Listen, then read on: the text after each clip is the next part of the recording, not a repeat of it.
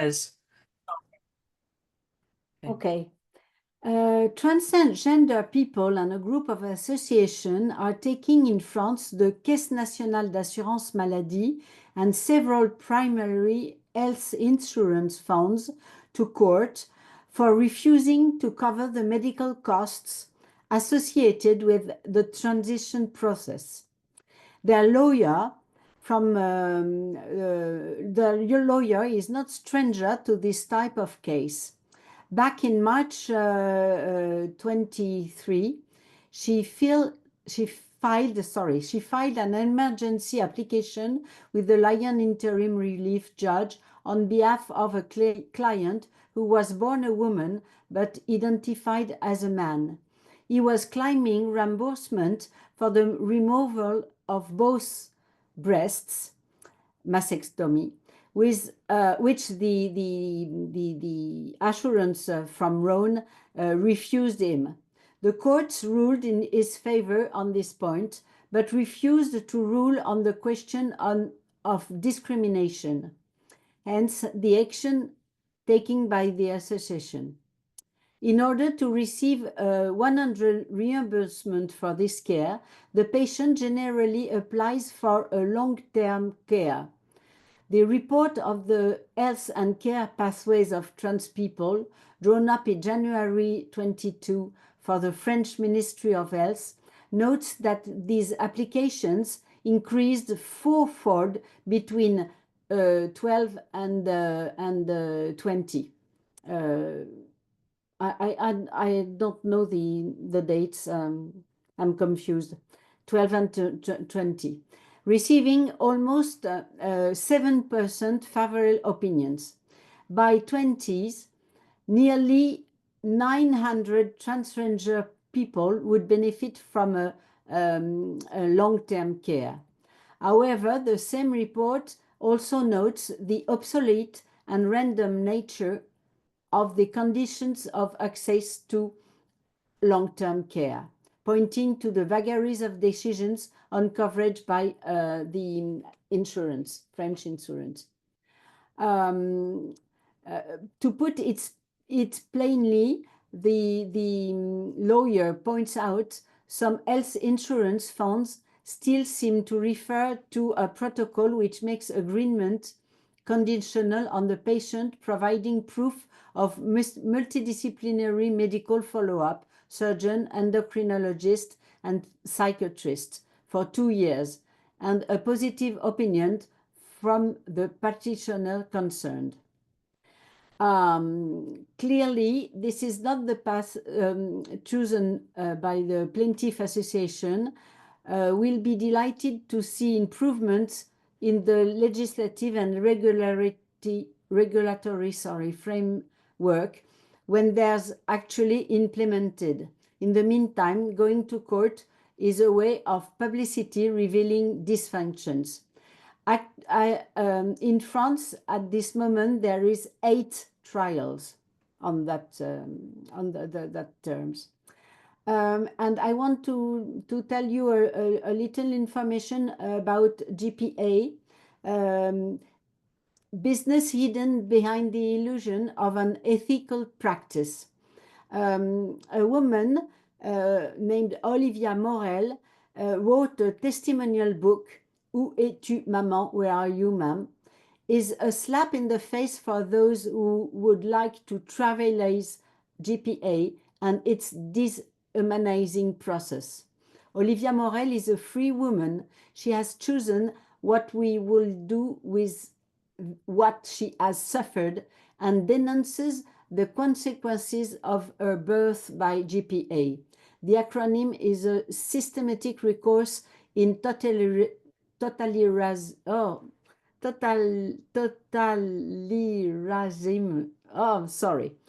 2.0, suffering neatly tucked away and silenced behind a few letters that make it impossible to think about the reality of renting out a womb and selling children. Surrogate motherhood cannot be ethical. No beautiful story or exception can deny the categorical imperative of respect for dignity, which forbids selling renting, or buying a human being? Who would dare to assert with certainty that the best interests of the child are preserved in this sordid bargain? Thank you.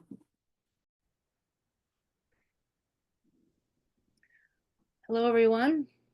Opening with some sad news, Lorraine Nolan, WDI USA board member and coordinator of the Black Women's Caucus, has stepped down from her positions due to health-related issues. Lorraine had served on our board of directors since 2021 and founded the Black Women's Caucus in 2023. Her contributions will be greatly missed, and we wish her all the best. Last week, our anti-pornography working group launched a new project gathering responses from women about how they have been personally impacted by pornography. Thus far, the responses have been insightful, and we look forward to receiving more of them as the project continues through the end of March. On March 13th, we published a discussion by the Lesbian Caucus of the book Lesbian Ethics Toward New Value, edited by Sarah Hoagland. The podcast is a discussion of the book's introduction, written by Hoagland, which deals with why lesbian projects sometimes fall apart, the culture's denial of lesbian existence, lesbians' options to resist oppression and refocus, the problem of heterosexualism, the nature and degree of lesbians' moral agency under oppression, and finally, language as a tool for perception, for consensus, or for coercion. Redux reports that the mother of a 13-year-old girl has filed a federal civil rights complaint against Deerfield School District 109 in Illinois after her daughter and other female classmates were reportedly forced by school officials to undress in front of a male student in the school locker rooms.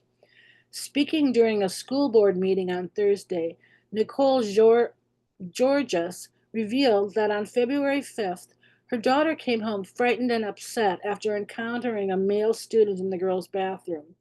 Concerned, Georges contacted the administration, who advised that if the student identifies as female, they are free to use any of the sex-segregated facilities they so choose.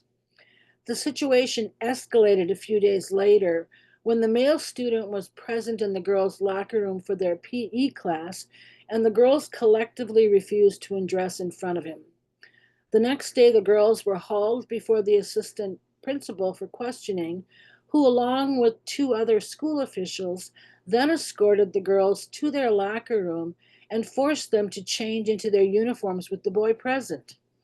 The monitoring to ensure compliance went on all week, alleged the mother during her school board testimony.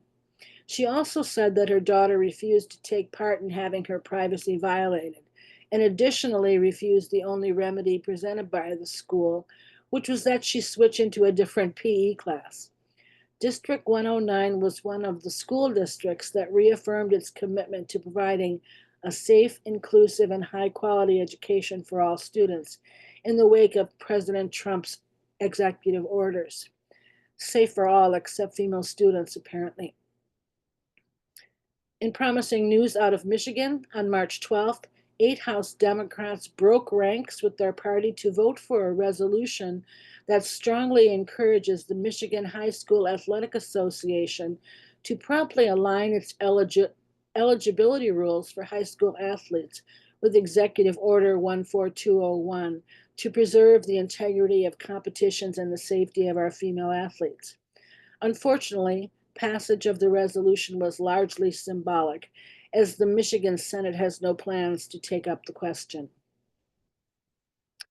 About a month ago, I mentioned that the Maine Department of Education, the Maine Principals Association, and Greeley High School were being investigated for Title IX violations after it was reported that Greeley High School was continuing to allow at least one male student to compete in girls' categories.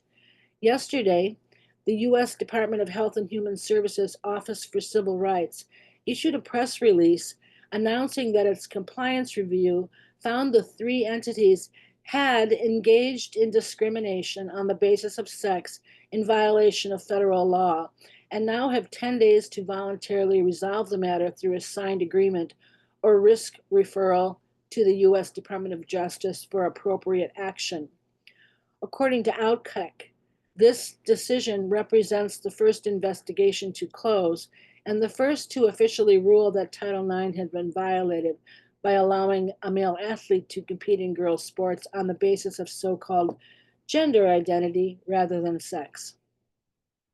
And closing on a more personal note, last week on D-Trans Awareness Day, I had hoped to deliver in-person testimony prepared by our state legislative advocacy team at Wisconsin's Capitol on behalf of WDI-USA in support of AB 104, the Help Not Harm Act, which bans the medicalization of minors in my state.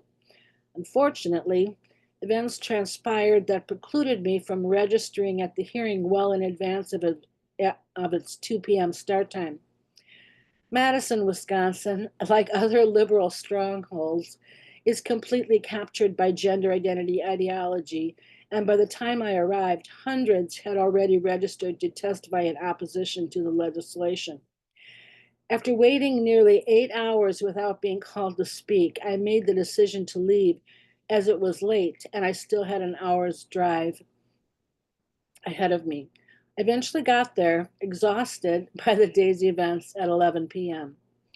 Still, it was great to connect with gender clinic whistleblower Jamie Reed, whose expert witness testimony was particularly impactful, and other activists representing pro-reality groups such as Partners for Ethical Care, Moms for Liberty, Gays Against Groomers, LGB Alliance USA, and Do No Harm. Archive video of the hearing is available at Wisconsin Eye for those interested. And that's all for me today. Thank you.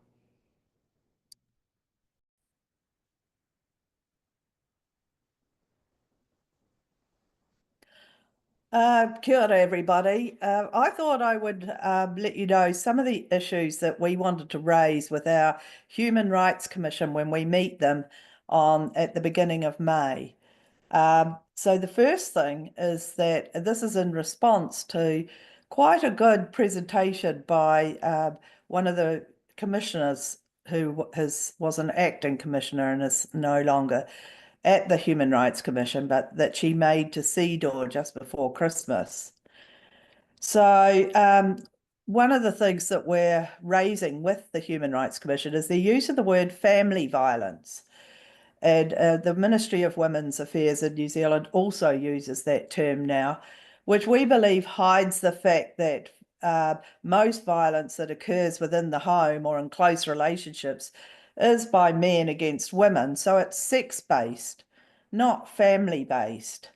And further, we think that conflating male on female violence with gender hides the misogyny that's endemic in our society.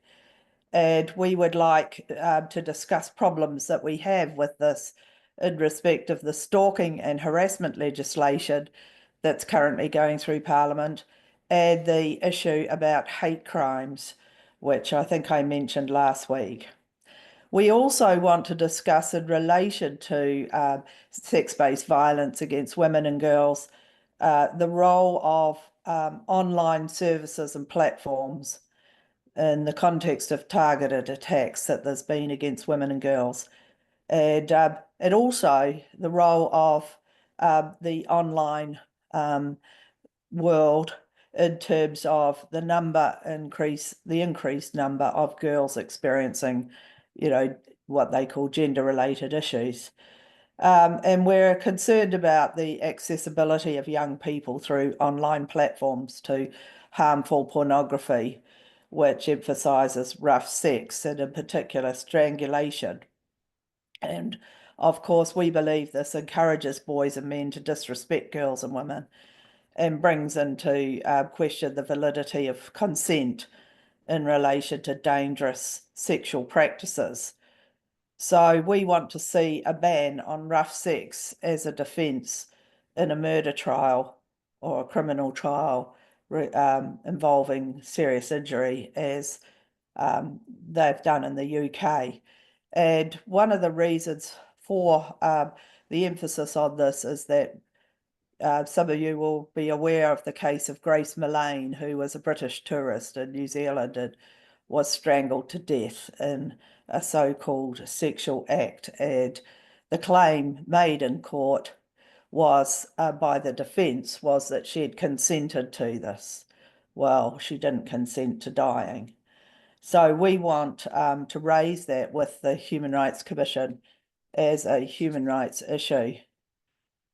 And so then I'm not going to go through our whole list because we're not going to be able to do all the things that we've told them we want to discuss with them in the space of the time they've allotted us. But one of the problems we've got is that they have, this government is a conservative government, and they've been cutting all sorts of public service jobs. We've got our own version of Elon Musk here in New Zealand. And although not somebody who's not appointed properly, but one of the things they've done is scrap the pay equity unit. And of course, we want to know from the Human Rights Commission what's going to be, how much they're going to intervene to make sure that the sex discrimination is addressed. And currently in our legislation around equal pay, which includes pay equity, they only use the word sex. The word gender is not there. So watch this space. I hope they don't try and introduce it. And of course, we're very concerned about women's income in retirement, which is very much related to the lack of pay equity. So that's just 3 of the issues that we want to raise. We've also signalled that we want to talk to them about our prostitution decriminalisation laws, which we believe are a breach of CEDAW. And interestingly, Samantha, also about the prison issue in New Zealand too, that we think breaches the Mandela rules and the Bangkok rules about the rights of women in New Zealand prisons. So that was just some of the issues that we want to raise. Could we stop recording now? Okay. Okay, so I think it's been 2 or 3 weeks since I was able to get to one of these meetings, and there's been a fair bit going on in Scotland since then. So I'll try and do a kind of quick zap through what everything has happened. So at a parliamentary level, the Tories, that Holyrood, that is the Scottish Parliament, the Tories initiated a debate, held a debate on single-sex spaces. The thing that was most interesting about that was that just a few days earlier, the Labour Party in Scotland had turned around and said, oh, they reconsidered, and if they'd known then what they know now, they would never have voted for the Gender Recognition Reform Bill. So we're all struggling to know what they didn't know then, that they know now, because we knew it all then, and we've been telling them. So maybe they've just been sitting there with their fingers in their ears and their eyes tight closed. But anyway, at the Tory debate, the Labour Party spoke, well, with the exception of one woman who's just completely captured rubbish. But in general, the Labour Party spoke very much in favour of women's single-sex spaces, and everybody saying, "Oh, isn't this a great turnaround?"